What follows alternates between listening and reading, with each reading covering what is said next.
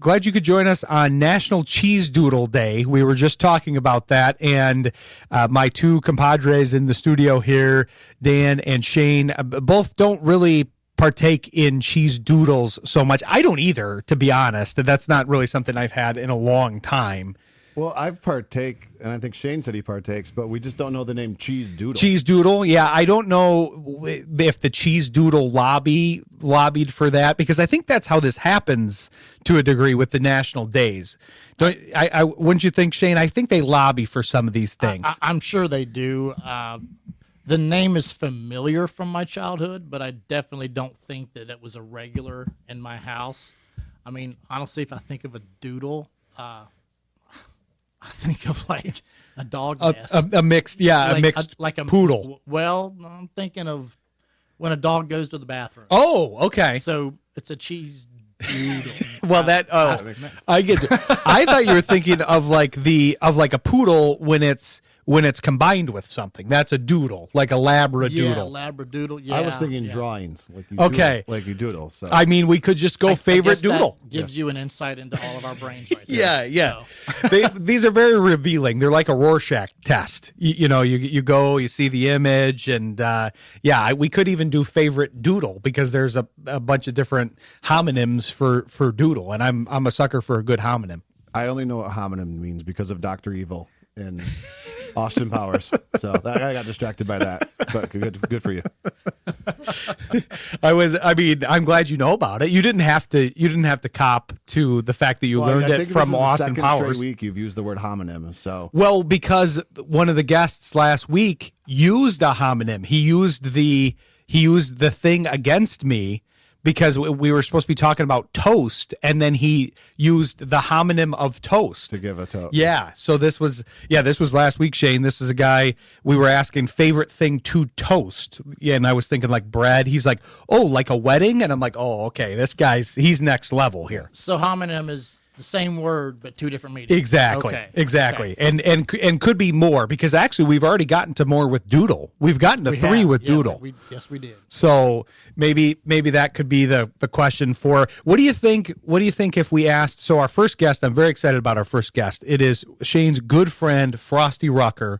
Very excited to have him on. What do you think would happen if we asked Frostee about doodles? You know him well. Okay, so I think he's originally from Memphis, or maybe his family originated out of Memphis, and then he moved to California, Tustin, California, outside. I think it's in Orange County. I'm not sure. I don't know. I don't know if there is a. I don't know if there would be some sort of a regional thing that would have him know what that is or not know what that is. I don't know. Well, I was telling the guys in studio that we have cheese curls here. I'm sure people in Grand Rapids recognize that brand. It's popular around town, and that's our version of cheese doodle. So maybe they have something wherever he's from. We could also, he's probably gotten this a lot. I see him as being born in California, but I don't know where he grew up. I think he grew up in California. Okay. I think his mom is from Memphis, because I think he's talked about going back to Memphis sometimes. Okay.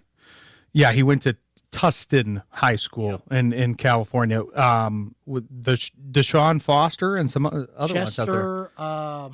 Chris Chester and Matt McCoy. Yep. Are all NFL alumni from his high school. Very, very good. And Matt's actually I'm friends with Matt through Frostee, and I played with Chris, and I know Deshaun as well. Oh, okay. All separately. Okay. Matt's the only one that I really know through Frostee, but I knew all the other guys separately. Gotcha.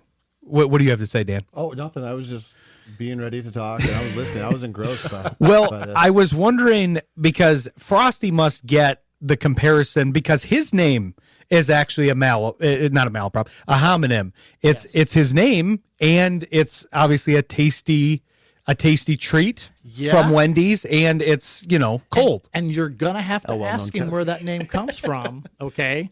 And the story I was told was that his dad was a DJ in the military, and he was so ice cold when he was a DJ that there was a nickname Frostee. So when Frostee was born, that is his legal name. A lot of people think it's a nickname or it was changed. No, that is his legal name. And so you'll have to ask him to explain that story of the name Frosty, because most people, and he is so used to this, he has to pull his license out to prove that that's really his name. I'm glad that you gave us approval to ask him about this because I mean, Frosty's a big man. We don't want to make him mad or anything. He seems very nice though. He's not going to be mad. We wondered aloud last week, I think, if yes. it was his real name. Yes, so, that was a discussion in studio when you weren't here. Yeah, I think it was off air for the most part, but we were curious about this because I contend that it's one of the. I was going to say this as an unintentional pun, but that it is one of the coolest names in NFL history. It is. Like it's a very interesting you name. know how Key and Peele had the skit kind of making fun of like some of these, Aaron Balake, things like that. They did one and had Frosty on there and said Frostee Rucker, USC. Like they actually had him on that show for a skit. That's cool. So he actually appeared, or it was just his image? They just had his image and him saying it. Like they filmed him doing it for that show because they actually got a few people with kind of pretty cool names to fit into that, right? And it just kind of it worked because Frosty has that name. And I'm sure, there's another guy that I don't know if he's in the NFL yet that went to Nebraska, Dakotas something. Oh, I've heard of him. I know who you're talking about. He actually got an NIL deal with an air conditioning company. So, that's awesome. Dakotas Crawford, I think. Yep. And that's his literal real name. So I'm sure Key and Peele, if they ever do a reprise of that skit, will use him as well. Oh yeah, that is smart. Especially in the modern day. I mean, think of if you guys had gone through the NIL time, I mean, Frosty would be a shoo-in for Wendy's. They'd be calling him. He would get Wendy's. I'm sure he could get, any snow cone company or any air conditioning or ice cream or something. He could definitely pull that off. And plus, he just has a personality that would be great for any of that. Is he still eligible for NIL? Because we can get him a deal with his old buddy. Not that we have to get him the deal because it's his buddy, but his former teammate, Owen Hansen. With his protein ice cream? Yeah, exactly. Yeah. That would be a good fit. I'd be willing to bet they've had conversations. So, they're former teammates and good friends. That's how I know Owen. So, I'm curious. I don't know. Maybe it would. That was an interesting interview. We talked to you earlier in the show, but I wanted to talk to Frosty about him too because obviously he had a lot of experience with him in college. But yeah, it was an illuminating life story and hopefully we'll have Owen back at some point too, because it'd be fun for both of us to talk with him. But I'm excited to talk to Frosty because that's one of the ones that I've wanted for this declassified series, especially being such good friends with Shayne. And then we'll also have James Gullett on of Michigan Football Network to talk about the recent Lions stuff because there's a lot going on there, Dan. Oh yeah, I mean. Are you just referring to the Montgomery trade or the Graham Glasgow? Yeah, you got a lot. Is there anything else that's happened? Because I actually have been disconnected today. Those are the main things as far as I know. And then I think getting kind of the update post combine, because that's one of the things I wanted to talk about with Shayne too. I wasn't sure. I know you've been on the road a lot, Shayne, and advising likely young kickers and people that would have to go through a combine. I wasn't sure what the combine experience is like for a kicker because I was trying to look up some of the statistics. I tried to watch it on NFL Network. I didn't catch it, but obviously the drills have to be different. I don't think you guys are going through all the same, you're not doing the 40-yard dash or the bench press or... some guys want to prove their athleticism, so they'll go do the jumping, the vertical, the broad, all of that stuff. Some guys do the 40 if they think they can put an impressive 40 number. Some guys will do the bench. I mean, I think Joey Sly did 25 or 30. I can't tell you how many he did, but some of these guys like to kind of show off, like, hey, I'm not just a kicker, I'm an athlete. But will it affect your draft stock for kicking? Zero. It really won't do much for you. Putting the ball high and far and center is really what's going to do that for you as a kicker. So for the most part, the only thing they go through are the mental interviews to see how the guys kind of hold up in the interviews with all the coaches that try to, get their grasp of, their mental toughness versus their perception of what they think life's going to be like, all that kind of stuff, and ask them questions about their experiences in the past, and then they kick. And other than that, it's not much more for them. Well, you've mentioned this before in the context of other kickers that have maybe been carrying a decent amount of weight, whether it's muscle or a combination of things, how that just could mean more wear and tear on the body, that isn't necessarily, obviously you're going to have a very muscular base. You're going to have the legs, but building up the upper body, I could see that kind of cutting both ways because you're just having to carry that more. If you're balanced and sometimes you see these guys with big arms and shoulders and chest with little skinny legs, more than likely kickers aren't going to have little skinny legs. And if they have upper body, they're going to be fully balanced with that. But is there a need for that upper body strength? Not technically, but also if you make a tackle, it's good to know that you've got some strength about you to do that, and some protection to your bones. The musculature around your bones not only gives you the advantage of making a tackle, but protecting you when you make the tackle as well. But I don't think I've ever seen a guy that can perform very well be told you're too fat, you're too skinny, you're too, it's put the ball through the goalpost. That's all that really matters. Shayne, I was glad you brought that up because while you were talking about this, I was thinking nowadays, are kickers and punters, are they coached to be aggressive? Because they are one of the defenders on special teams.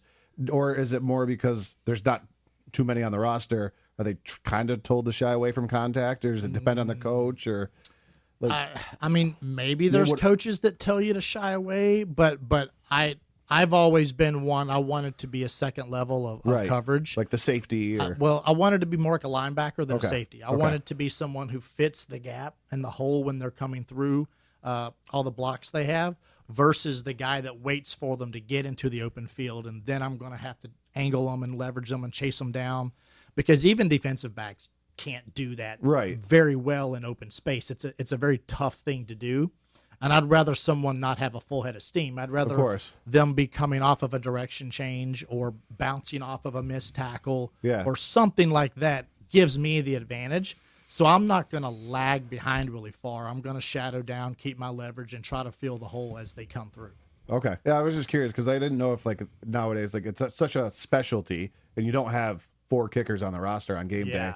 So there is a risk anytime you see a punter or a kicker go try to make a tackle. Or is it just not something you think about? They want you to be a football player. They teach you to go after. And have guys gotten injured that way? Yeah. Most of my injuries happened that way. I've separated both shoulders. Had a deep bruise to my iliac crest called a hip pointer, which is very painful, especially when they try to shoot you up to numb it and you feel the needle scrape the bone. That's fun. And I couldn't go back in. It was just too much. I literally could not put weight on my leg without my body collapsing. But I had a bruise on the back of my tricep one time that turned so purple that over 2 weeks, the whole bruise bled all the way down to my wrist. It was one of the weirdest looking deep bruise, ecchymosis. There's a name for it. That happened from that, and they told me to massage it a certain direction so the clots wouldn't go to my. It was crazy, just over a bruise. Yeah. But a lot of guys, honestly, you see them go down after a kick. Yeah. Or something weird, or they do it during practice. Okay. If you're the aggressor, you're better off than if you're the guy taking the hit. Yeah. So I always felt like for me. If I fell funny, I fell funny. And usually I got injured on the ones where I fell funny because I was potentially slightly out of position, but I was also dealing with a world-class athlete that was a lot faster than me. So maybe I fell and my arm was extended and I fell on my side, so my shoulder subluxed out of my socket. But, those were things I could still play through afterwards. Yeah. So. Okay.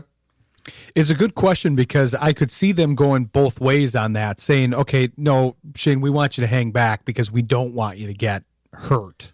They tell us that probably in the preseason. Yeah. That's more of a thing. Like, I'm not going to risk my career over a game that doesn't count and be gone for the season over something stupid. Because I have seen guys, tear up their knee or ankle or something. But honestly, like most of the guys I've seen get hurt, it happened on a fluke play that wasn't even during a tackle. Well, I know they do that with quarterbacks now after they throw an interception. All of them are basically, it seems like they're being instructed to just say, get out of the way. We don't want you to, I mean, even if it stops a touchdown, please don't try to tackle this massive defender and throw your arm out as a result. And you'll see guys who just have too much pride to not try. But also they made some rules like, hey, there's no crack back blocks on the quarterback. You just block them, get in front of them, but you can't do a whole full-on, like, try to knock them out type thing. That's actually become a rule for everything. Anything that's not right on the play, you can't just try to knock their block off like you used to see guys do in the past. I know that was one of the bigger plays. We didn't talk about this too much after the college football playoff, but when Indiana was in the college football playoff, their quarterback, who's going to be the number one pick, most likely, Fernando Mendoza, he got hit like that by one of the defensive ends, and I thought, man, I'm surprised they let this go, but I think they just probably missed it on that particular play. Yeah. But they, you don't see that happen very often. They definitely protect the quarterbacks for sure. But yeah, interesting stuff. Well, we're going to bring on Frostee Rucker, and we're going to talk to him about maybe cheese doodles, probably Frosty, and definitely his football career. So we're excited to talk to him. Stick with us. You're listening to Shayne Graham's Extra Points on Jethro FM. I'm happy to bring this next guest on as part of our declassified interview series. He's one of the ones that I wanted to target right from the beginning because he's a very good friend of my co-host Shayne Graham, and we've been talking about his name unbeknownst to him, so we have questions about his name. But Frosty, we normally celebrate the thing of the day, and right now the thing of the day is cheese doodles, and I'm wondering if you've even heard of what a cheese doodle is, because my producer and co-host both don't know what they are. So I think maybe the odds are against it. I don't know. I'm just getting used to the cheese conies. So, cheese conies like they have in Detroit? Well, that's more of a Cincinnati thing. They do. Well, I think they have different styles, right? Yes. Yeah, so they have the Detroit one and then the Cincinnati. Yeah, so you guys had one. But when I think of Cincinnati, I think of the chili. Like the Skyline chili. Cheese coney, yeah. That's a Skyline or Gold Star. They have other brands that they have there, but that's definitely the cheese coney is like the thing there. Okay, and that's what? That's a chili dog. It's a chili dog with a lot of cheese on it. Okay. Sometimes onions, whatever. Okay, so we do have that in Detroit too. I don't know who actually has claim to it. Okay. There, we'll give you guys the claim. You guys both played for Cincinnati, so we'll let you. Yeah, we'll take that one. Yeah, take that one, Frosty. You guys are outnumbering me right now, anyways. But no, we're excited to have you on. Glad to have you on to talk with your buddy Shayne here. I want some Shayne stories if you have any good ones that we can put on air. Yeah, that was. That's approved by the FCC, of course, Frosty. But that's funny. That's funny.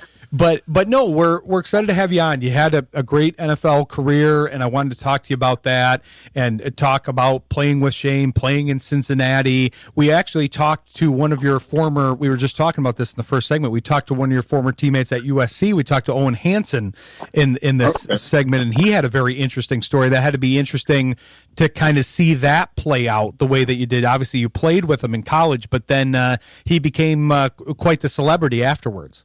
Yeah, he chose a different career than other people, and yeah, it was quite exciting to watch it unfold on TV.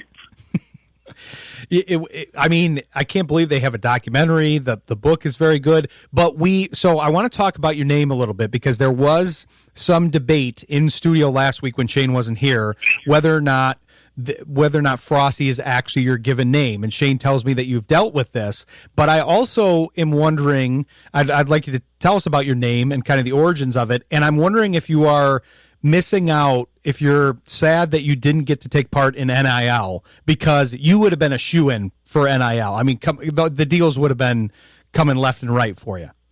Oh, yeah. So, one, that is my name. That's my birth name.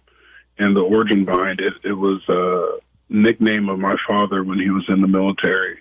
He was a Marine, and they called him Frost.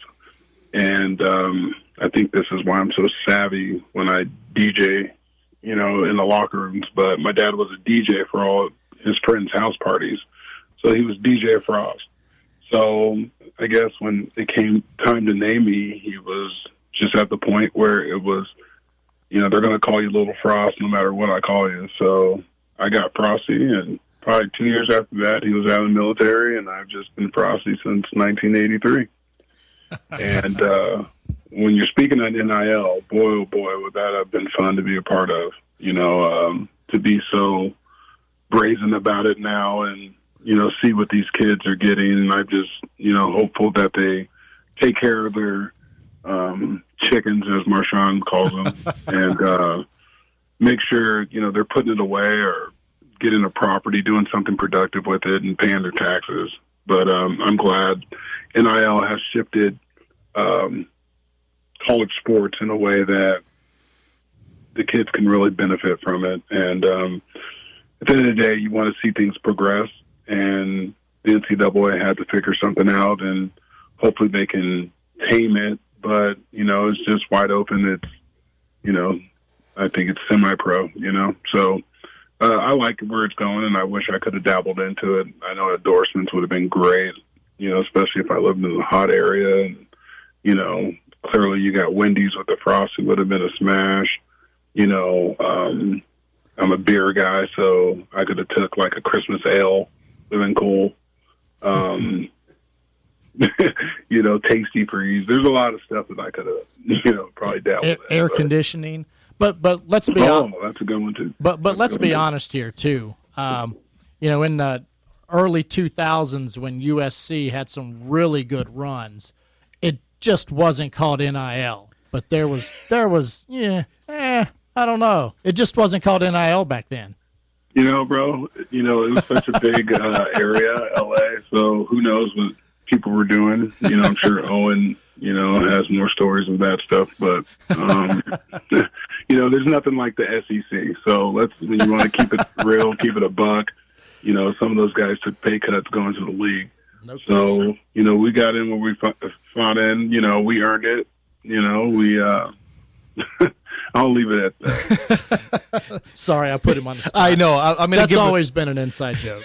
I'm going to give him an out anyways here because, Frosty, you talked about the NIL and hoping that the guys take care of it. I read an article recently about Blake Corum, who played here locally at University of Michigan and now is in the league. But he's made basically, you talked about investing it into real estate. He's turned it into basically like a real estate empire, what he got through NIL and then has given back to the community as a result. So it's nice to see those stories because, yeah, it is prudent advice. The fact that you're a young guy, you're likely to kind of spend it on maybe the things that make you look a little bit more credible or the external stuff rather than kind of investing in your future.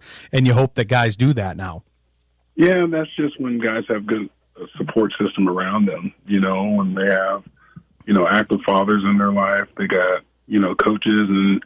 If the NIL program puts people around them to help them make decisions on, where to put their finances. And it's a beautiful thing to see these guys putting that money to work and figure out their future. Because, when you play football, outside of being a kicker, you're just a play away. The kickers are like cats in a sense, and they just, there's nothing wrong with them ever.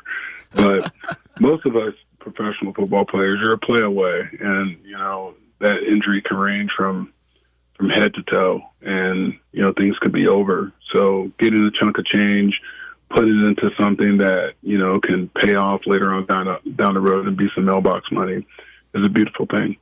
Shayne, did he just compare your profession to a cat? Did he say you were cats? 9 lives, and okay. You always land on your feet, all that kind of stuff. Yeah, the good stuff. It's funny because when we first met, there was a little bit of like, oh, this guy's just a kicker type tension, typical old school kind of thought of a kicker. And, he looked at me one day in practice, and my jersey's dry. It's crispy clean. And he's, his jersey's soaking wet. He's got grass stains. He's got blood stains. looks at me and he's just like, just like shakes his head. And I'm like, hey, bro, we both had decisions to make. I kicked, you put your hand in the dirt and decided to play a different way. And, from that point on, we kind of really just kind of made a good, friendship and relationship out of that. But also, I had been around for a few years at that point when he was a rookie and, kind of really, tried to steer him in a direction. Not that he wouldn't have done it on his own because he's smart and all of that, but really tried to kind of take him under my wing to say, hey, let's get networked in the community. Let's do some community work. Come to my event. Help me with this. And then it turned into he created his own network, which is still to this day a phenomenal job that he does, and community work and all of that. So that's kind of something that I'm proud of, is that when we first met, he was like, who's this freaking guy? And then, kind of turned into, probably one of my best friends, if not my best friend, that is just always been there for me and, considers me an uncle to his son and just something that's been a lot of fun along the way as well. That's a true statement, Shane, to follow up with what you just said. That was very accurate. I think, probably some words were said in different ways. And you got to understand, Shane's not just out there, with a uniform clean. He's laughing. He's got he's got the sun visor going. He's, lubed up in all the sunblock that he could get. And you look at this guy, and he's just having a great time. And let me tell you, having training camp in Georgetown, Kentucky, there was nothing fun about that. And that was quite an experience, a humbling experience that, I have shared with my son also that, hey, you're going to have some decisions to make one day, bud. And I hope you choose the right one. But, things have been great. Shane, you have been, a vessel to the promised land, as I like to say. You've been a great, great, great champion on doing what's right.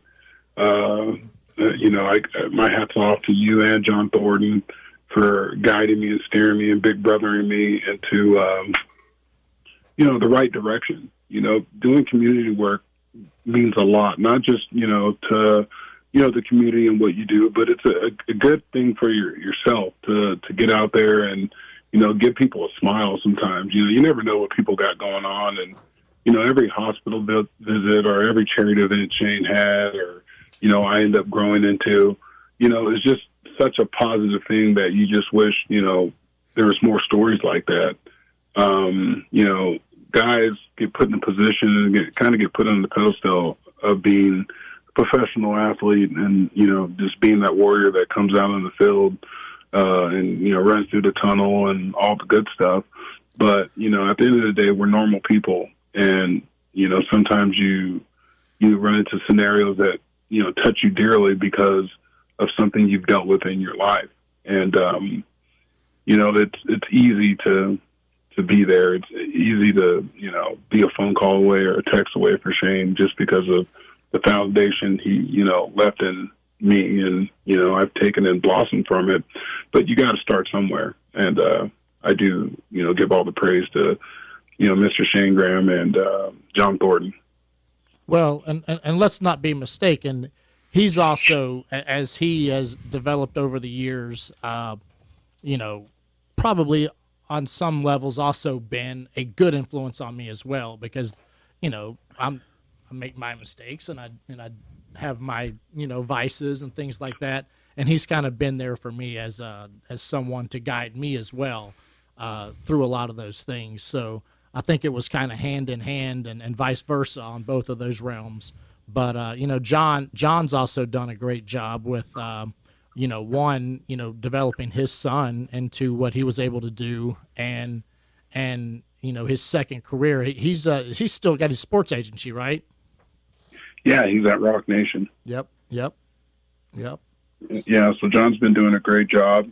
He's transitioned, the right way. He's, got to the top of the pyramid when it comes to sports agencies. And, the development continues, Great guys to be able to call when, something is good and something goes bad that have been there, done that. And, understand how to guide you and how to lead. And, that's true leadership. So, John's a great guy, and he's continuously, we just talked about, developing kids, or young guys, young athletes on and off the field, and they need that support.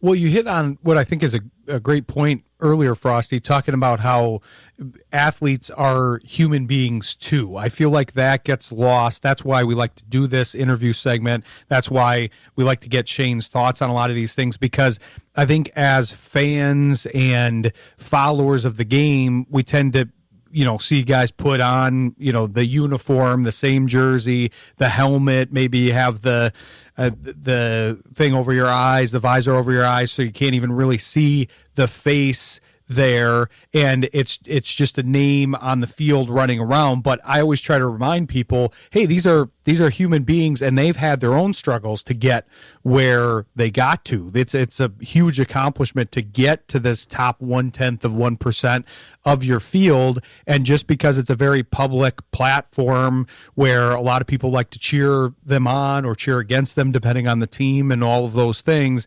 it doesn't mean that they don't have human experiences. That's one of the main things that we cover on the show, because we'll talk about that. Like, say, even when you move from team to team, you still have to deal with all of the same things that anybody would deal with if they had to move jobs and go across the country to a different job. You have to go to a different market and travel every week for your job, and you have to relocate your family and get used to the places there and the schools and put your kid in a different school and all of those things. So I think people have a tendency to forget that, and I'm glad that we're able to kind of humanize that, because it shouldn't be necessary, but unfortunately it is forgotten about sometimes.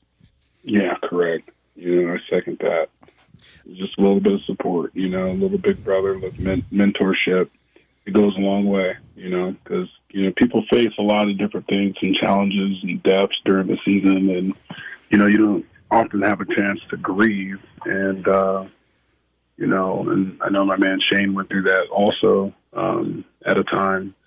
We have a great buddy, Matt, that went through that also with a family member passing. And, the thoughts that could be going through your mind when you have to lay it on the line and be accountable, for a group of guys and the whole organization. There's a lot of pressure that comes with that, but, sometimes you can't be as human. You have to be macho, but it's tough, so with the right resources, the right brotherhood, the right, therapy and the right stuff, that you can overcome those things and completely continue to be, a positive impact in the community.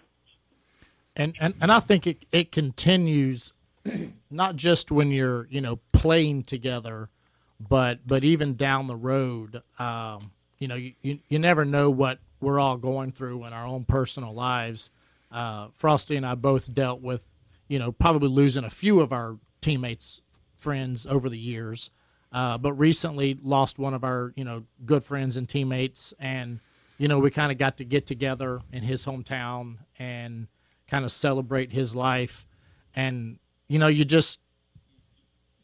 kind of feel bad because you're like, was I a good enough friend to this person? Could I have been there for them in some way or another?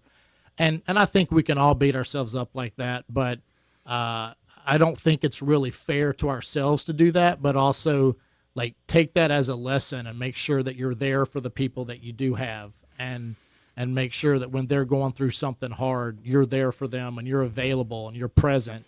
And I think that's something that, we all should obviously try to do, but not be afraid to ask if someone's okay, if they're going through something tough, whether it was a mistake they made or whether it's something that happened to them outside their control or whatever it may be. I think, when people reach out to me and ask how I'm doing, I've learned over the years to just talk about it versus holding it in and just, putting my tough guy mask on, because, we just don't know what we need until we get it sometimes. And sometimes we don't know what someone needs until we give it to them, and then they realize they needed it. So I think that's something that's, the bond of being teammates is great, and we make some bonds a lot closer than others. but I think it's a lot different than just like maybe some buddies you made in college, and it's a lot different than maybe some buddies you met in the social scene.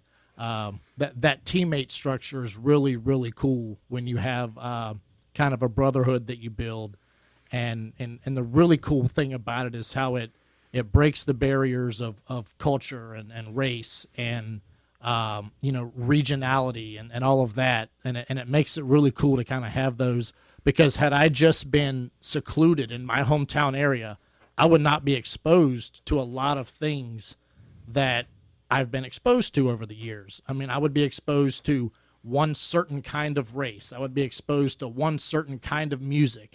I would literally be limited to one train of thought. And I think because I've been able to branch out and be in other places and meet people that were different than what it was like where I grew up, it's really helped shape me a lot. I still have my certain things that I believe in and all that, but also I think it's also made me a little bit more well-rounded to understand certain things that maybe I don't always feel like I would have understood otherwise. Well said. Well, and of course, you probably got exposed to more music by DJ Frostee, too. Shayne knew what he was doing. He had every car that you can have with the sound system. So, he's a well-versed guy. Don't let him fool you with his turn the tire that he wears. He's a hip-hop guy, pop guy. He's a Swiftie. He's all that. I don't know about Swiftie, but you're pretty close. You're pretty close. I mean, yeah, I thought he was breaking news on here at the Swiftie. I hadn't heard that before. But well said. It is great that you can be exposed to those kinds of things. Travel and different lines of work and all of that help do that. I traveled a lot for my career as well, and yeah, you just get exposed to so many different things, because that was one of the things that was interesting to me, Frostee, about you guys kind of pairing up, because I would think that obviously you're in your position group for a lot of the time. So you're going to be paired with the other defensive linemen. You're going to be in a room with them, coached by the defensive line coach. And obviously you're interacting with a lot of the other teammates too, but you're going to be paired up with your position group. But that's what's kind of interesting about Shayne's position group, because he's one of one. Yeah, he's with the specialists, but he's one of one as far as he can't hang out with the other kickers. He can hang out with the punter, I guess. Yeah. But not necessarily the other kickers. So you were with the defensive linemen, but it's kind of cool that you guys found each other, even though you guys were kind of on opposite ends of the team, I guess, to a degree. And we even had position dinner groups during the year. So like Thursday night would be like such and such, or maybe Friday night would be like position dinner groups.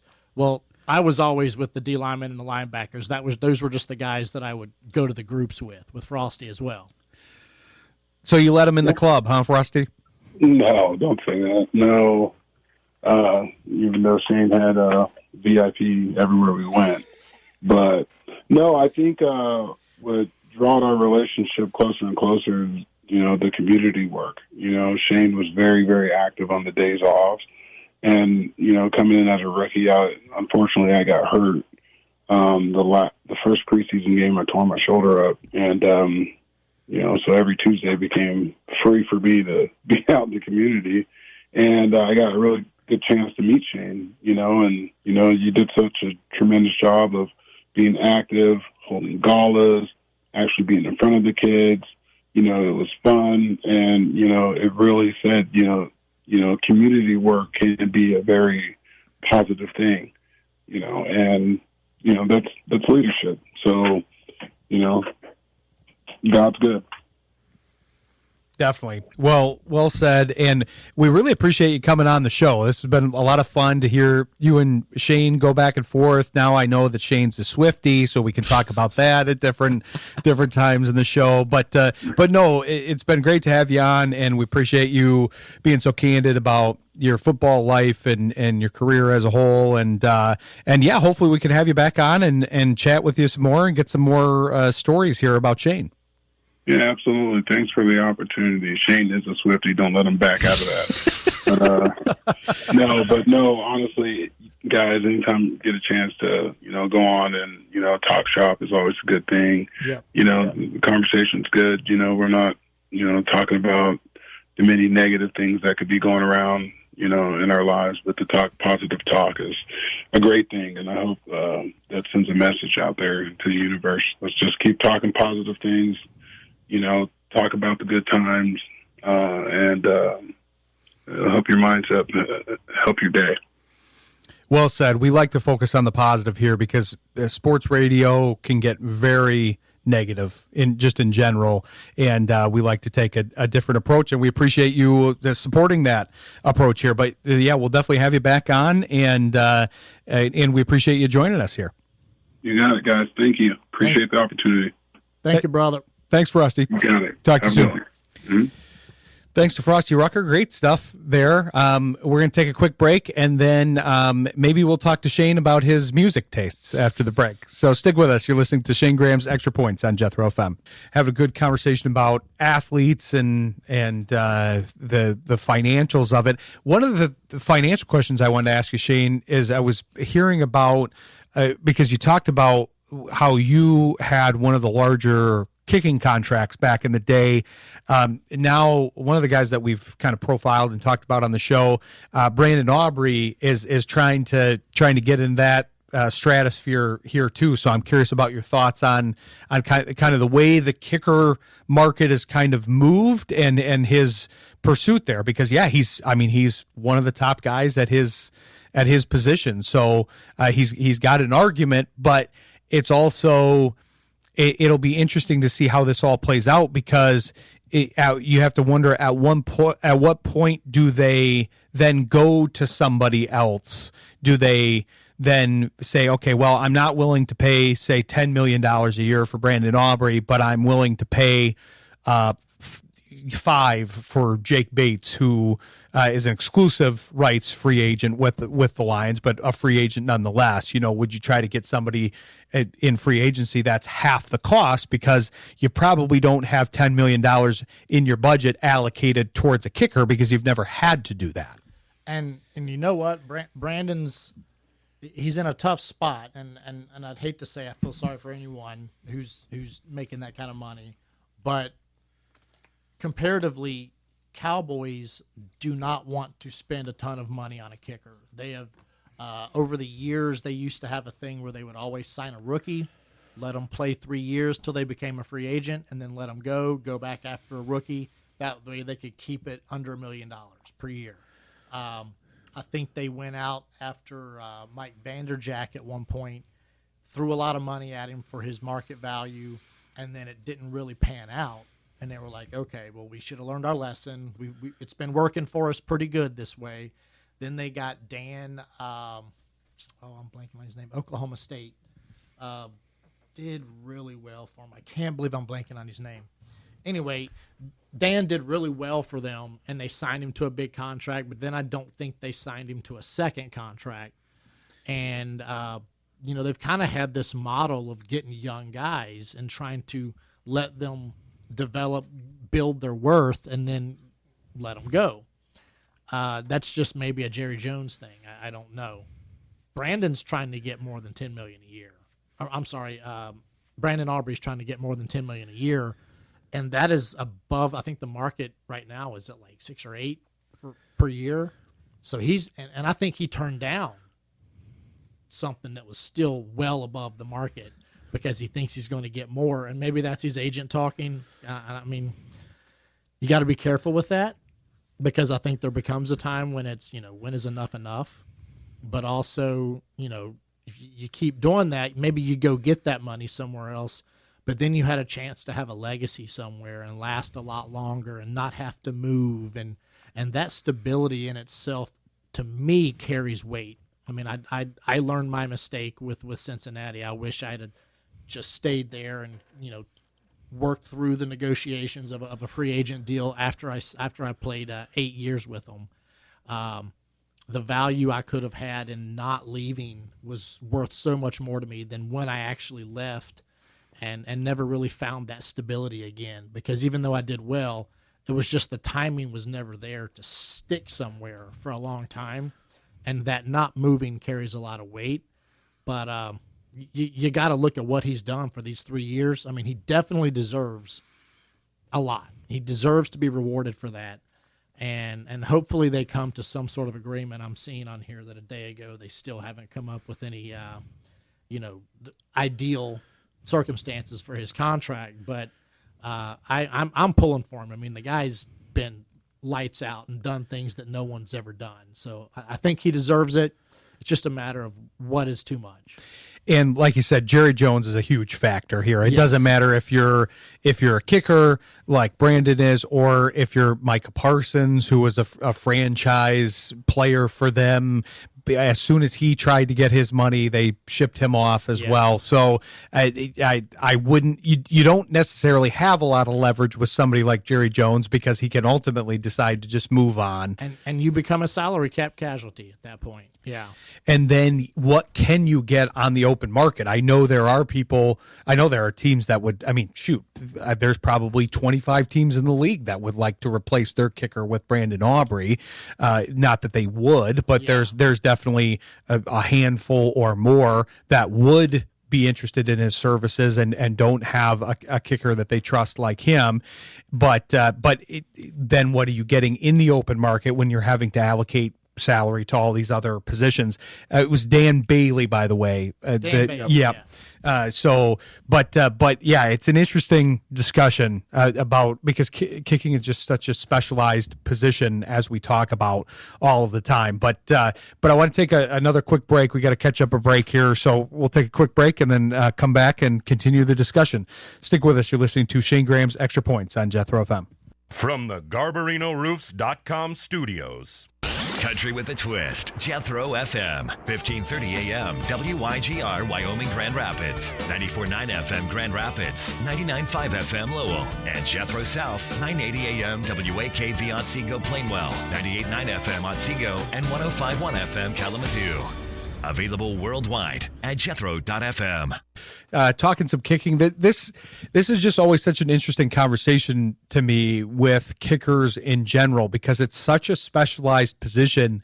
So there's no way to really compare it to anything else. So when you're trying to value somebody in the open market, it's hard to value them, because if you go, okay, I'm going to compare this prospective $10 million that I would give to Brandon Aubrey to paying $10 million for a defensive end or a running back. That's more than the market for most of the running backs nowadays. But it's impossible to compare those things, because the kicker is in some ways more involved, because you have to have one. It's a very important position when it's important. And yes, there's some times that you may not have to use a kicker some games, or maybe even a full game, some parts of the game. But we saw this with Jason Myers in the Super Bowl. He was a very important part. Special teams as a whole was a very important part of that game. Yes, they gave a lot of credit, and it was due to the defense and the offensive units. But I would think that the special teams was probably the biggest advantage to a degree with the punting and the kicking in that Super Bowl. So it's just hard to. I think kickers are inherently a little undervalued, but we don't have any market established really, other than just the previous market. But now with the improvement that they've had, like you said, Shayne, Brandon's done things that that kickers haven't really done before, and his ability to be, you're almost confident in him when he goes out there in 60 plus. Yeah. When you can be that confident from that distance, that changes the game. You barely have to gain 20 yards to get into field goal range. Yeah, and you can try to figure out a market value, but something we've learned over the years, whether it comes to baseball and analytics, and taking walks and getting on base and all that. Either way, kickers put points on the board, and most every team, the kicker is the leading scorer. Almost, I'd say 90% of the time, the kicker is the leading scorer. Now, depends on how many opportunities they get, things like that. But it's really hard to say that a guy that gets probably a quarter to a fifth of the amount of reps in a game compared to someone else carries that amount of value. But also those reps that they do get, there's so much more on the line on each rep, because there is hardly that chance to make up for dropping a pass, to make up for missing a block or missing a tackle. Sometimes those guys get a chance to still continue the game, whereas if a kicker misses a kick, it can be a very huge detriment to that game and a huge influence. But when you do your job, sometimes you're looked at as, well, he just did his job. He was supposed to make that kick. Whereas if a guy, overthrows a pass or, drops a couple passes or whatever it may be, they kind of get that benefit of the doubt for the next rep. And maybe even on the next play, they make a great play that makes up for it. And they just get more chances.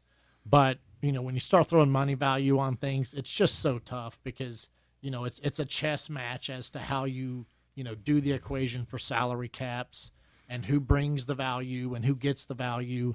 Because even, we've seen where teams put so much stock in their quarterback and it doesn't really equate to the team being much better because you can't spend money on the other guys you need. And it's hard. You got to start throwing money at the kicker like that.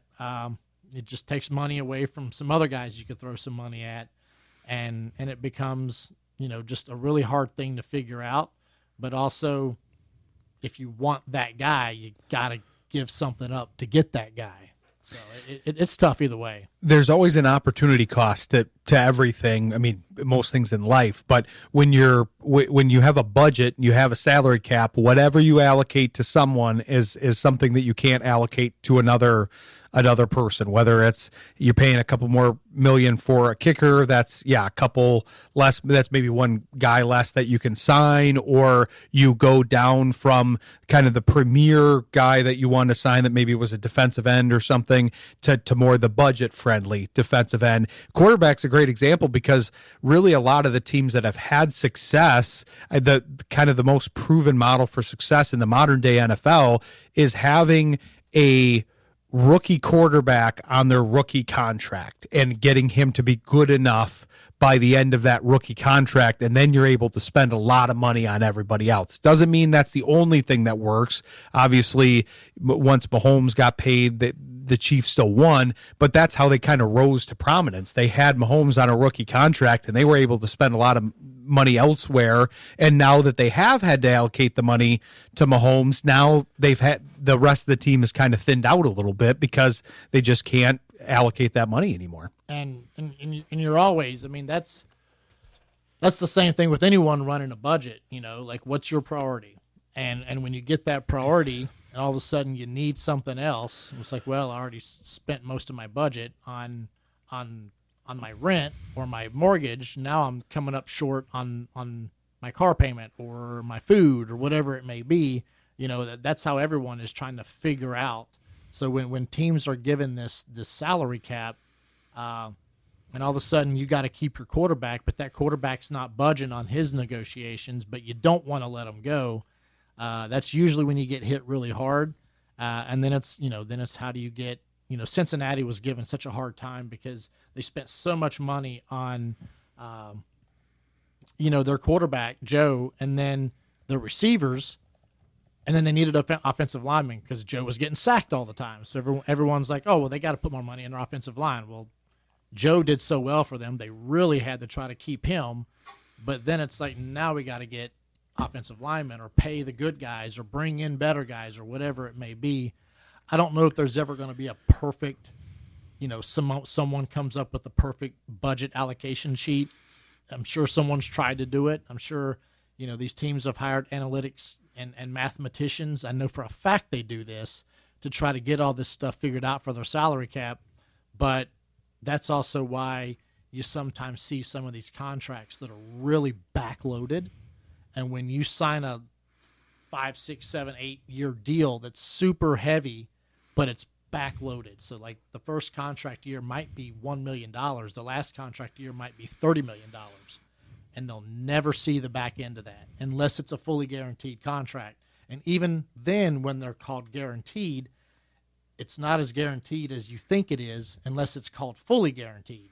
And that becomes a whole different sticky situation because a lot of these guys can have these huge contracts, never see the back end of it, or the team restructures it before they get to those backloaded years. and then all of a sudden they give them a bonus, but you can prorate that bonus on the salary cap, and then you start them at a low salary and work their way up again. So that's how the teams try to save that money on the salary cap.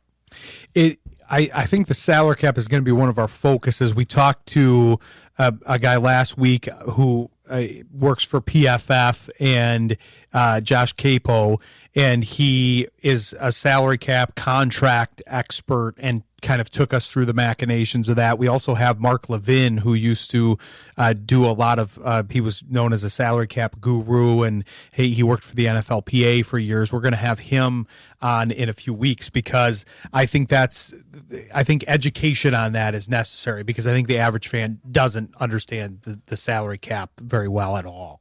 And because the average fan has never truly explained how it works. Exactly. As well. We just think it's a budget that a team can't go over. Well, some teams go over it a little bit. They just have to pay what they call a luxury tax. Teams are actually penalized for not reaching it. They have to get within a certain amount, or they're even penalized for not doing that, so that you can't have teams do what baseball does. Where baseball, you've got a team with a $250 million team budget for a year, and then you got one team with a $45 million budget, and it's a complete parity that doesn't really work out. But then you can still see teams with a low budget that's less than one player on one team still win a World Series. So you're like, what's right and what's wrong? How does it really give you an advantage? But then you see the long-term consistency that the Yankees may have had when they were throwing so much money out there, but they had all the superstars. And then you would occasionally have another team beat them or get beyond them. But they kind of had some consistency for a while and a little bit of a dynasty, I guess. But, you look at basketball, you look at all those sports, it's just a matter of, no matter what talent you have based on their salaries or whatever, do they have good culture? Do the guys all buy in? Are they team members or are they individuals? All of that's going to play into it. So I think once you get past the dollar figures, you really want to get the good characters as well, no matter how much money they're making. Exactly. The value is in a lot of other places, so including the character and the culture fit. But yeah, it's interesting stuff talking about that. But we're going to turn our attention to the Lions. We're going to talk to James Gullett of the Michigan Football Network after the break. Stick with us. You're listening to Shayne Graham's Extra Points on Jethro FM. Happy to bring on this next guest, James Gullett of the Michigan Football Network. I've made a couple appearances on the podcast. He's been on the show before here. And we have a lot of Lions to talk about here, James, because there's been some moves happening. We've got some moves on the horizon with the free agency period opening up. But I want to know if you know what a cheese doodle is, because we haven't had a very good response on that so far. Yeah, I do. It's National Cheese Doodle Day. That's why I'm asking you that. I just randomly went into it. Yeah, I'm the producer.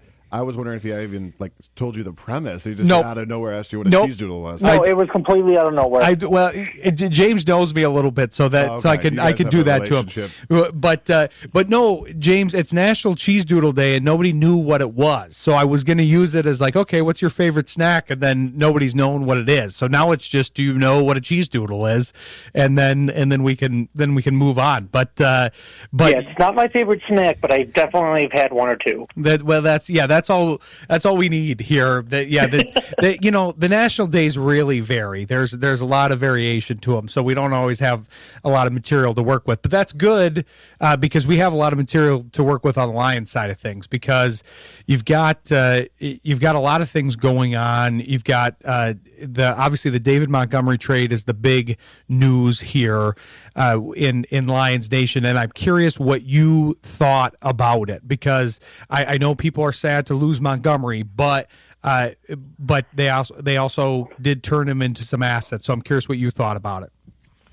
You pretty much summed up my feelings on it, because I was in the camp of not wanting to trade him. Now, of course, if he asked to be traded, which it appears he has, you have to trade him. Otherwise, obviously players talk.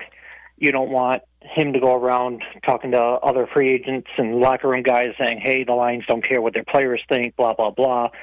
So if he asks for a trade, you have to do it, because I personally would just like to keep him. But with that being said, if you're forced to move him, we did get a fair bit more than I thought we could, to be honest. I know he's still under 30, but he's near 30. He's got a lot of wear and tear on him from his Chicago days. I know he obviously split reps here with Gibbs, so he recently hasn't taken too much damage on his body. But, excuse me. But his market was really like a fifth-round pick, which was what Adam Schefter originally reported. And then we heard, I don't know, probably about half an hour later, it was the 4th, 7th, and I believe Suggs was the lineman. Sorry, I don't have the name of the lineman right in front of me. Juice Scruggs. Scruggs, yep, thank you. And he's a serviceable guy. Like, don't get me wrong, I wouldn't be too thrilled if he's starting for us, but he'll be a darn good rotational backup if someone just needs a game or two off with a minor injury. He has played both guard positions and center in the NFL, and he's a former second-round pick, so the talent's there. And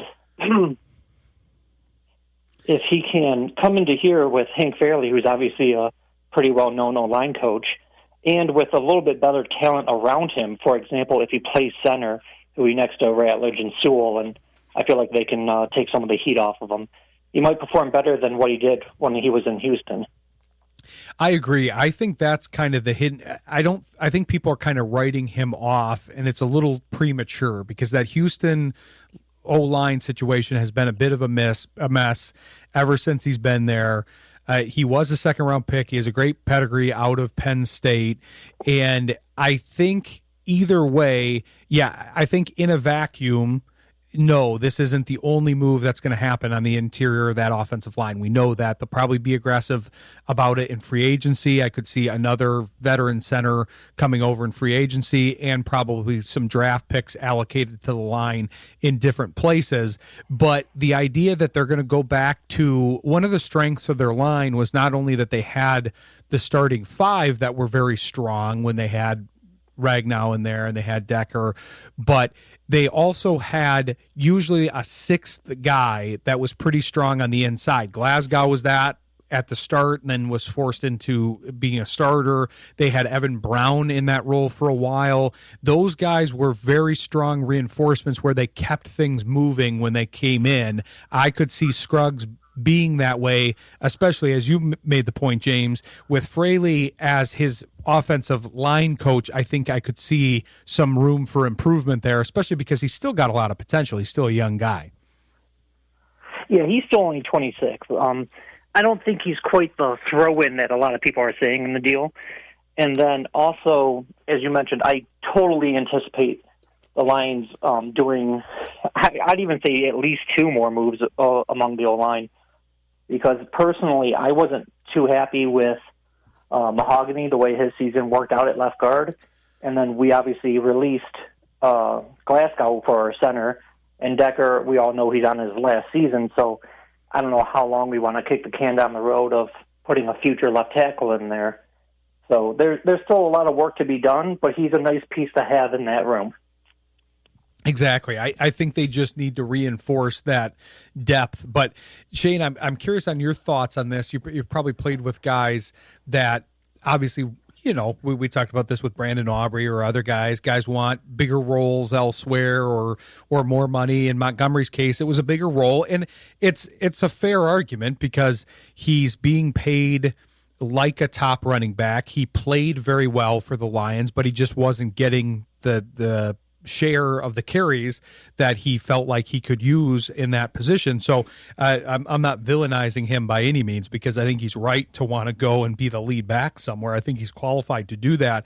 But it also does seem like it marries up well with the Lions as far as they are a culture-related team. If there's somebody that they feel like doesn't want to be there, it's probably better to say, okay, let's try to find you a home, and then we're viewed as a team that likes to match players, that is still player first, because even though they traded him away, it was in a way where it was still player first to a degree. And anytime, you know, if you have a chance to kind of have an amicable type of separation, I think what you see is even if a guy is not re-signed or released, I don't think that always turns into, well, screw that team because they didn't bring me back. I think there can still be a very amicable separation, and in a situation like that, you don't want it to turn into something that festers into something that might start infecting other people around the locker room or around the reputation of the team to other players. And I think it's a good point is, if he starts talking to other free agents and hey, they don't care about their players, that can play into it. And you can't blame a guy that knows he's not going to be the role play that he wants to be when he's good enough to do it. I mean, we've seen how well he can play. I think the other guy does pretty dang good too. So it's an easy argument to say, like, he doesn't want to be a part of a two-headed backfield where the other guy's getting more of the load. And who knows, maybe that could have changed, but I think understanding, like, hey, this guy kind of wants to be whatever. Let's make sure that we can get something out of this as well. And if you get a few picks out of it, you get a chance to bring those guys in. And it's. I mean, you look at say Wyatt Teller with the Cleveland Browns when he left there. He didn't have any ounce of negativity towards the Browns. And I don't know how much you know about Wyatt Teller, but he is just one of the most positive people that you'll ever meet. I mean, there's videos of him post-game where the team that he used to play for literally lines up single file to hug him after the game because they all missed him so much. And it's kind of the same thing with the way the fans are treating him now that he's no longer in Cleveland. Him and his wife have people just constantly pouring their hearts out to them because they know they're going to miss the effect he has on that team. And so I think you can leave somewhere and not be bitter, but I think it goes both ways. I think the player cannot be bitter with the team and the team cannot be bitter with the player, even if a player asks for a trade. If a guy doesn't want to be there, he's not going to enjoy being there, and you're not going to get their best. I mean, that was the case when Carson Palmer asked to be traded in Cincinnati.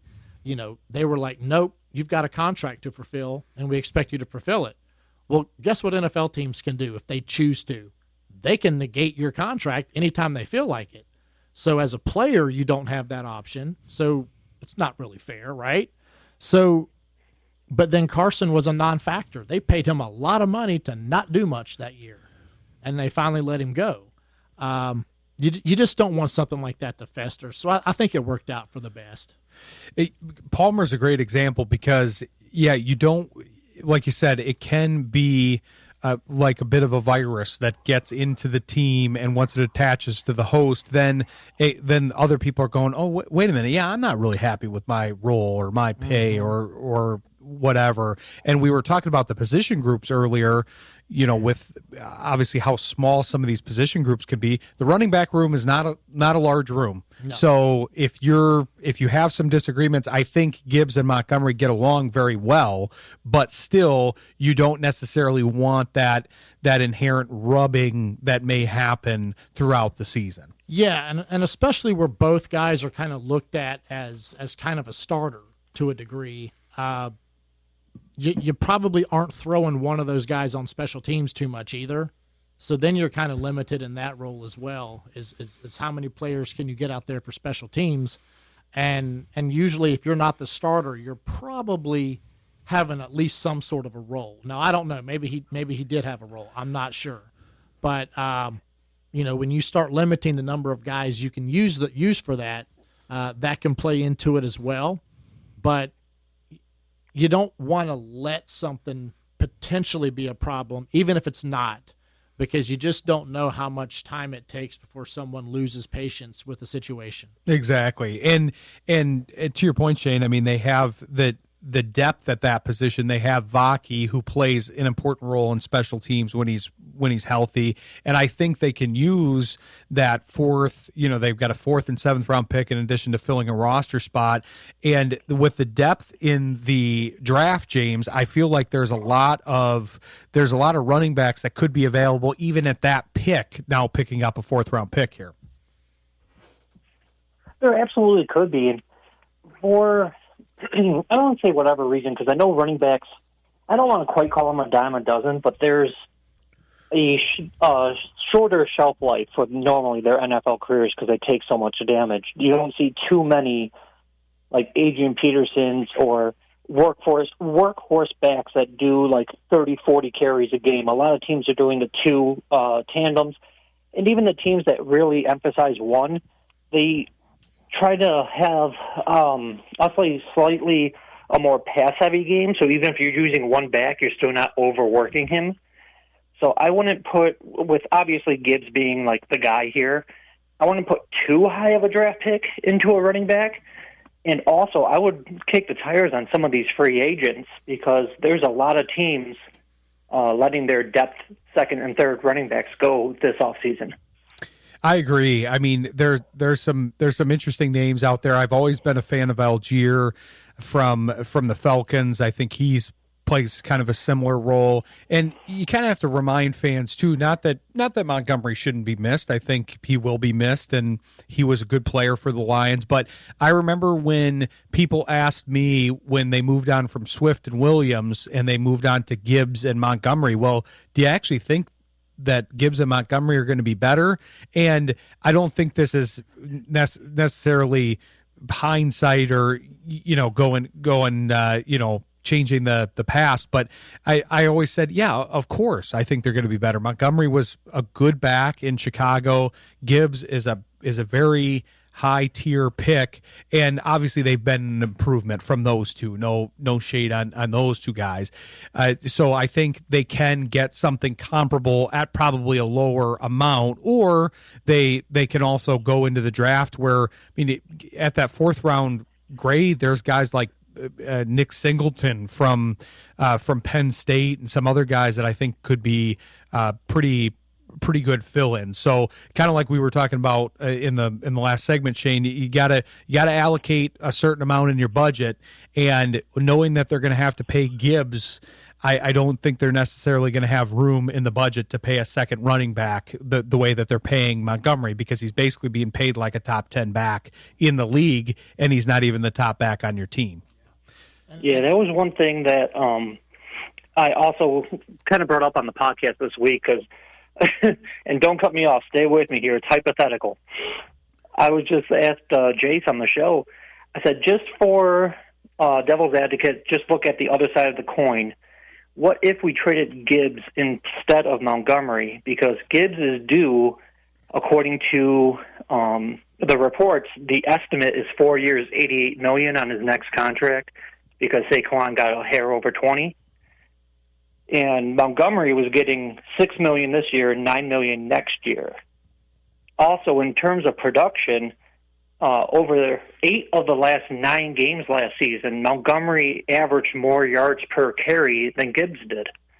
Not yards for the game, but yards per carry.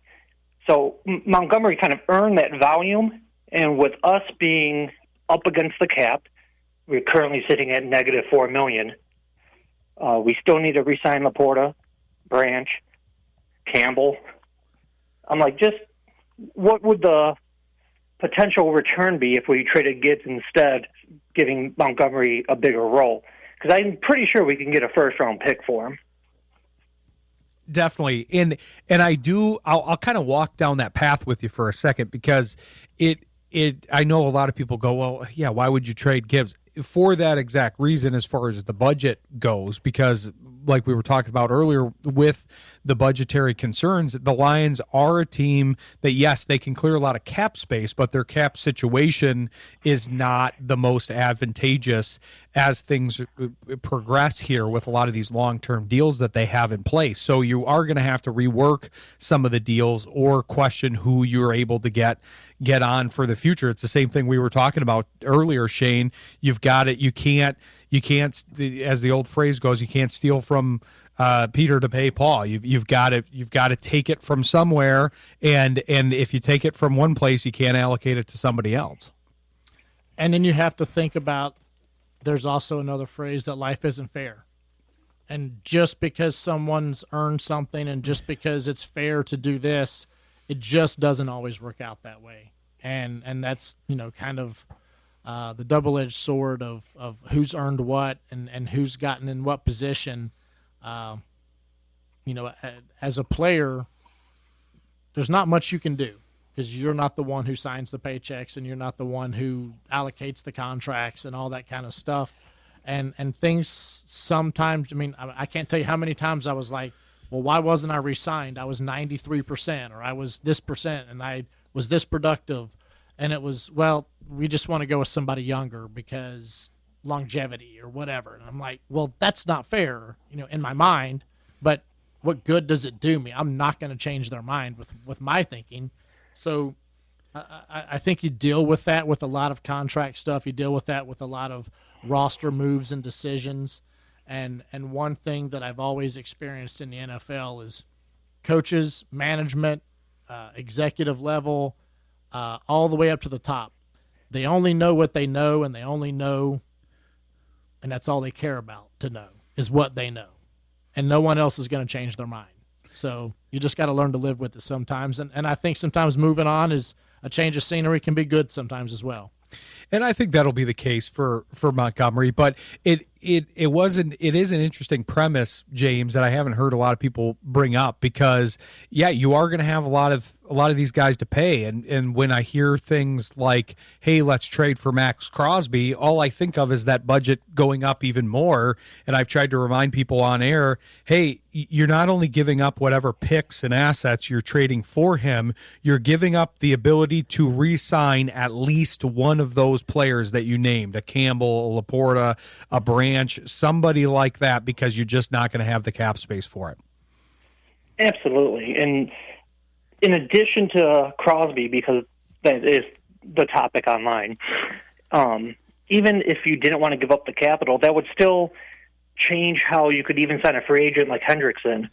And between, as I mentioned, with the O-line, I feel like we need at least a address left tackle for the future. I'm fine with Decker for now. But the center void, the defensive end void, with Anzalone leaving, I feel like we need a starting caliber linebacker. We don't really know too much about Kirby's knee, and Branch tore his Achilles. And kind of like McNeil last year, Branch is expected to join us sometime mid-season. So we will need a starting safety for at minimum 5 to 6 games, and that's if Kirby's even healthy. So we might need 2 safeties. I would just say mess going on with Terrion Arnold. I don't know what exactly that's going to do for his status, but Amik Robertson, our starting nickel corner, is also a free agent, so we need a corner too. So we have way too many holes, in my opinion, to go out and trade that many assets for a Crosby, in my opinion. Exactly. There are a lot of holes to fill here, even for a team that's had some good recent success. So, free agency is going to start soon. It's going to be interesting to see how this goes, but I think they're going to be pretty active, but not necessarily in the ways that the fans are clamoring for. But we'll see. We'll all learn together. But appreciate you coming on, James, and tell the people where they can follow you guys here with your podcast. The podcast is Michigan Football Network. We are live. We aim at every Wednesday, but we have regular 9 to 5 jobs, so sometimes that gets mixed up. You can follow me on Twitter or X at Gullett_James, and Michigan Football Network for myself and Jace. Be sure to follow these guys. They've got some good stuff, and I might even be making some appearances on there. So, but appreciate talking with you, and hopefully we'll talk to you again soon. Sounds great. Thank you for having me. Thanks, James. Thanks to James Gullett. Appreciate him coming on. We're going to take a break and come back here in studio. So stick with us. You're listening to Shayne Graham's Extra Points on Jethro FM. Coming back here in studio with Shayne. Shayne, I don't know if you know that we've actually been doing this. This has been a trend with Dan here. When you're not here, we go for the 2-point conversion because we don't have our kicker. So we got to go for 2. So now we have our kicker. So we're definitely going for 1, right, Dan? Like we're not going for 2. We got Shayne. He's gonna make it. Yeah, even with the extended distance, I trust him every day of the week. We've gotten a lot of penalties. We're back. I'm back so far. clueless right now. I'm almost afraid what's going to be thrown at me right now. No, this because when you're not in studio, we say, okay, we got to go for 2. Just like a team has to decide, okay, we need that extra point, and we usually, since it's the name of the show, we kick the extra points. We've got one of the most accurate kickers in NFL history. We got to go with you. But then Dan and I are trying to figure out a 2-point conversion when you're not here. It doesn't usually work quite as well as the extra point. Okay. So how am I doing this? What exactly am I doing? Well, I don't know. Dan proposed you do a final thought. We still have one more commercial break, so we can do that. We could do that afterwards, but that'd be putting Shayne on the spot here. But I'm curious. So I know you've been working with some young kickers. I don't want to reveal the kickers that you have been working with or that want anonymity. But I'm curious if you have been following any of the kickers going into the draft here, because this is another kind of question of value that I had when we were talking about the conversation of the free agency kickers, because in the draft, it's hard to get drafted as a kicker. A lot of very good kickers. We talked about Brandon Aubrey. He was not drafted. Jake Bates was not drafted.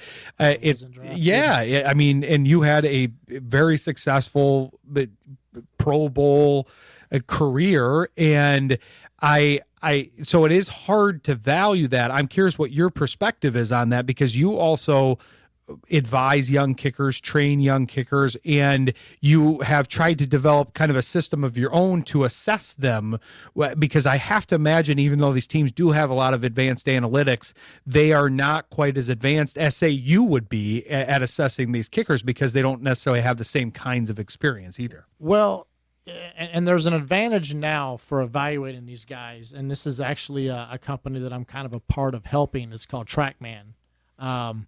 So I think Trey Smack from University of Florida probably going to be the kicker that's taken. I just feel like he's probably going to be the guy that's drafted. Maybe Dominic Zveda from Michigan, but I see Trey being the guy that gets drafted, and probably, Tommy Doman's up there. I think Ryan Eckley at Michigan State has a chance as well. There's some other guys that are good, and it will depend on how their pro days go. But from the combine and things like that, I think that those are the guys that are going to be the picks, and then we'll see who makes it as undrafted free agents and maybe wins a preseason battle or something like that, or maybe even gets waived at the last second and then picked up by another team who feels like they can make that person work. But definitely I think Trey Smack, and then Tommy Doman, and maybe Ryan Eckley and Dominic Zveda. Trey Smack, that's just a good name. You can't not draft Trey Smack. Well, I when I was at the University of Florida, I recruited him. Okay. And he was one of the top kickers in the country, but was not the top according to certain parameters of how they rank high school kickers, but I thought he was.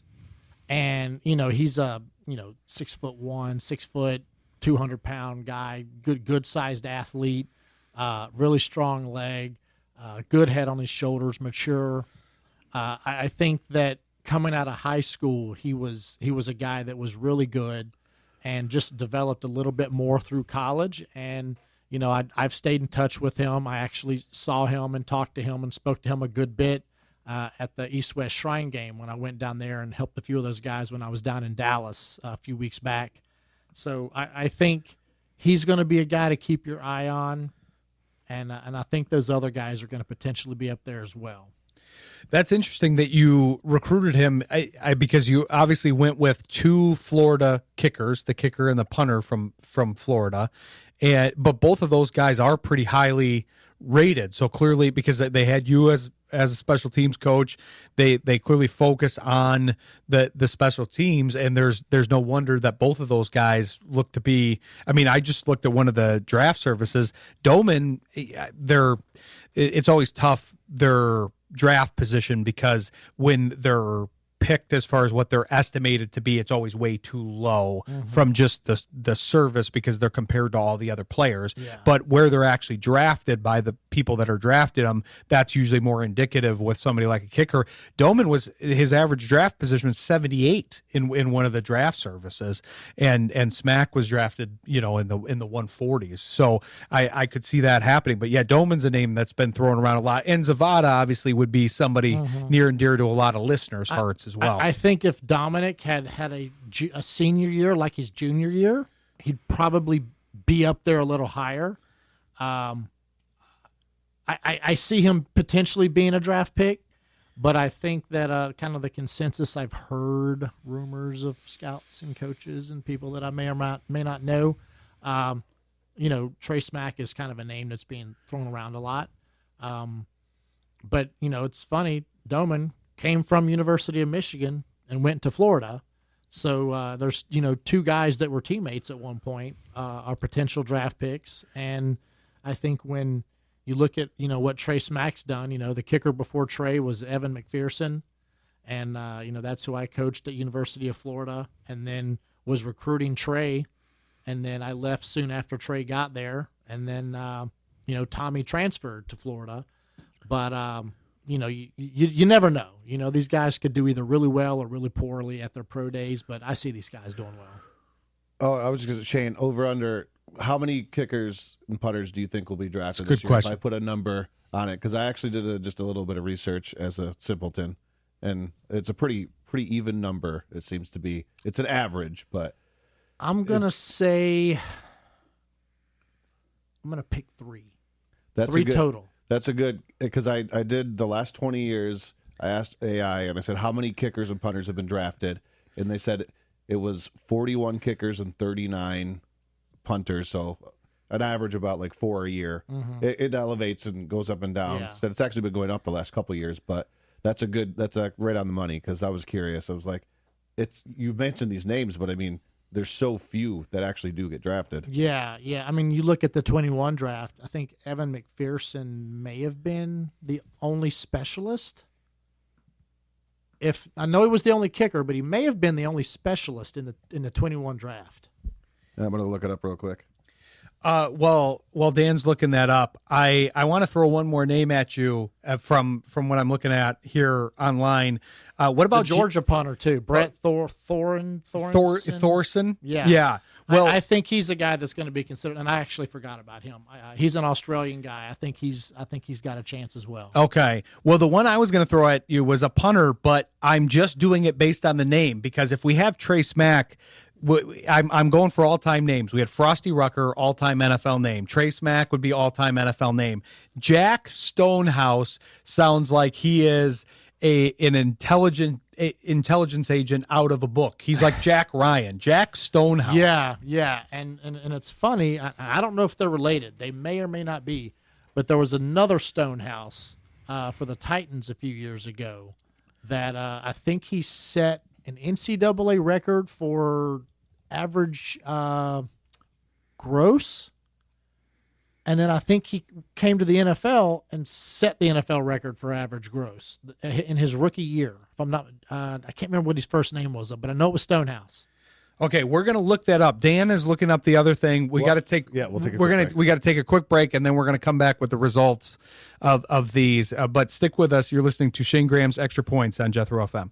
This is Ryan Walsh. If you're hurting or feeling sick but can't figure out what's wrong, and you've been everywhere only to be told there's nothing wrong, do what I did. Go to Williams Chiropractic and Internal Health Center, where they work to find the root cause of your struggles. Using revolutionary techniques and holistic practices, they assess physical, internal, and mental health. Williams Chiropractic and Internal Health Center is a complete solution, not just an adjustment. If you're ready to live life to the fullest, go see Dr. Williams. For more information, go to williamschiropracticgr.com. Hundreds and hundreds of great songs, plus 5 or 10 really bad ones, just to keep you on your toes. There's a touch of madness around here. Country with a twist. Jethro FM.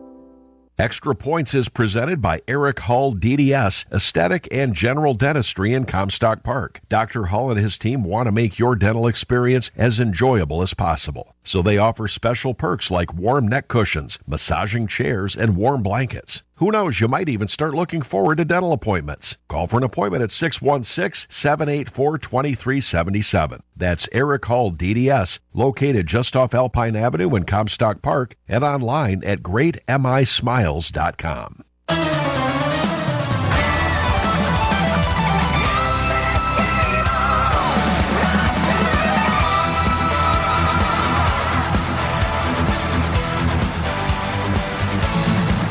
Welcome back to Shayne Graham's Extra Points with Brian Walsh, presented by Encore Business Group. We're going for one. We're going for the extra point. We have some results for you. Dan's going to give you that in a second, but want to thank our sponsors real quick: Encore Business Group, Eric Hall Aesthetic and General Dentistry, Williams Chiropractic, Elite Winning Solutions, and Sal's Complete Home Painting and Handyman Services.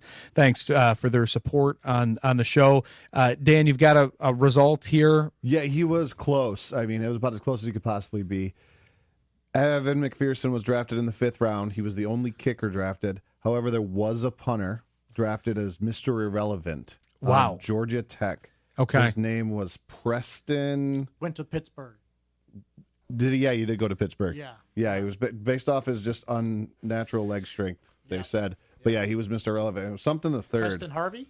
Yeah, I think it started with an H. For some reason, it went into a different screen. But yeah, here we go. So, yeah, his name was Preston. I tried to look up the Stonehouse boys. Okay. So we've got the Stonehouse results too.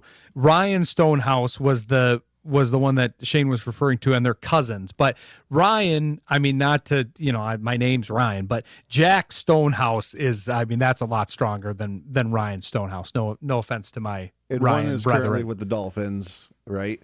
Punting with the Dolphins. The other one's a draft hopeful this year, I believe. It sounds like it. For the cousins, the Stonehouse boys. Yeah, I'm not sure if Ryan is currently with the team. He may be. I'm not sure. Okay. But yeah, so it was Presley Harvin III, and he was drafted. I remember. Yeah, yes. I remember that name. Yeah. So then he was drafted by the Pittsburgh Steelers as Mr. Irrelevant. He and Brock Purdy. That's interesting. Yeah, I like that we got. See, this is a good extra point. I think we converted the extra point here. We got a lot of kicker coverage. We're going to have more of that next week. Shane will be in next week. I'll be out. He'll be in with Jeff Isaac, who will be hosting for me, and they'll be having some good conversations, good psychological conversations here with some of the folks here. So I'm excited to listen to that. But thanks for tuning in and kicking it with us, and we'll look forward to talking with you next week. Have a great week. This episode is brought to you by Encore Business Group, Eric Hall Aesthetic and General Dentistry, Williams Chiropractic, Elite Winning Solutions, and Sal's Complete Home Painting and Handyman Services. Shayne Graham's Extra Points with Brian Walsh airs live Thursdays, 7 to 9 p.m. Eastern on Jethro.fm.